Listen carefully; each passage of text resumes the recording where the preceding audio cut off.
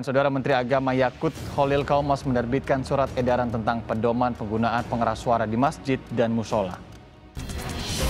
Menteri Agama Yakut Khalil Qaumas menerbitkan surat edaran yang mengatur penggunaan pengeras suara di masjid dan musola. Aturan ini tertuang di dalam surat edaran Menteri Agama nomor SE 05 tahun 2022 tentang pedoman penggunaan pengeras suara di masjid dan musola. Menurut Kemenak, pedoman diterbitkan sebagai upaya untuk meningkatkan ketentraman, ketertiban, dan keharmonisan antar warga masyarakat.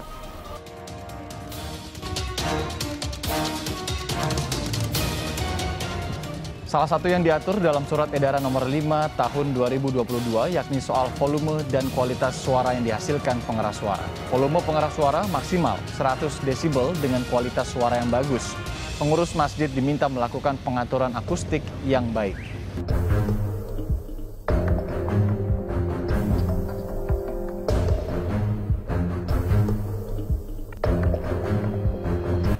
Surat edaran nomor 5 tahun 2022 tentang pedoman penggunaan pengeras suara di masjid dan juga musola, saudara, diterbitkan tanggal 18 Februari 2022.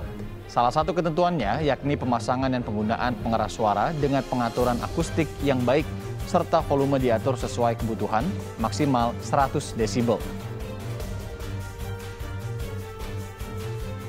Ketentuan lainnya, suara yang dipancarkan memenuhi persyaratan yakni bagus atau tidak sumbang.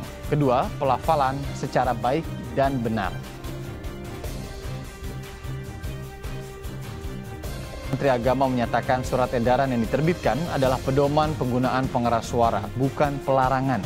Penggunaan pengeras suara di masjid dan musola merupakan kebutuhan bagi umat Islam sebagai salah satu media syiar Islam di tengah masyarakat, baik untuk azan, bersolawat, Al-Quran, maupun kegiatan dakwah lainnya.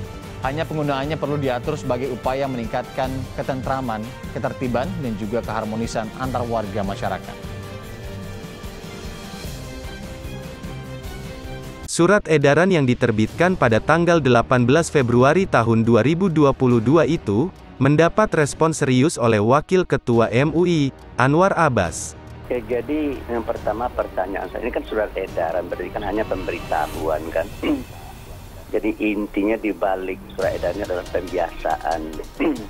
Bagaimana kita merubah kebiasaan yang lama ke yang baru yang sesuai dengan surat edaran gitu kan ya. Tapi kalau menurut saya ya timbul pertanyaan, kalau untuk sholat subuh 10 menit gitu kan. Nah kalau 12 menit gimana, kena teguran gitu. Ya oleh karena itu menurut saya mungkin waktunya direntang ya 10 dan tertinggi 15 menit, waktunya 10 menit tertinggi. Ya, jadi yang pertama pertanyaan saya, ini kan surat edaran, berarti kan hanya pemberitahuan kan. Jadi intinya di balik surat edarannya adalah pembiasaan. Bagaimana kita merubah kebiasaan yang lama ke yang baru yang sesuai dengan surat edaran gitu kan ya. Tapi kalau menurut saya ya timbul pertanyaan, kalau untuk sholat subuh 10 menit gitu kan. Nah kalau 12 menit gimana, kena teguran gitu. Ya oleh karena itu menurut saya mungkin waktunya direntang ya 10 dan tertinggi 15 menit. Waktunya 10 menit, tertinggi 15 menit gitu kan ya. Terus yang untuk sholat zuhur, asar, maghrib, isya ya 5 menit dan tertinggi 10 menit. Kalau gitu kan ada apa ya, ada tempat itu, ada ruang di situ apa kan untuk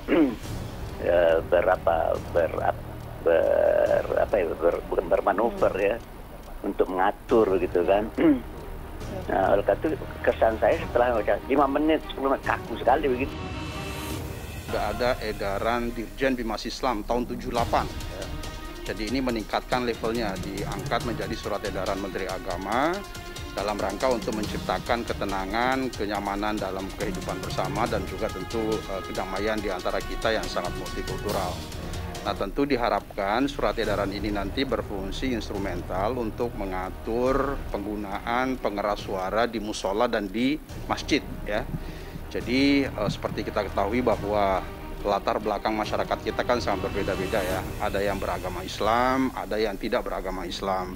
Ada yang membutuhkan suara itu, ada juga yang tidak membutuhkan. Oleh karena itu supaya tidak saling mengganggu, maka diaturlah penggunaan suara atau pengeras suara di masjid dan musola, baik suara luar maupun suara dalam.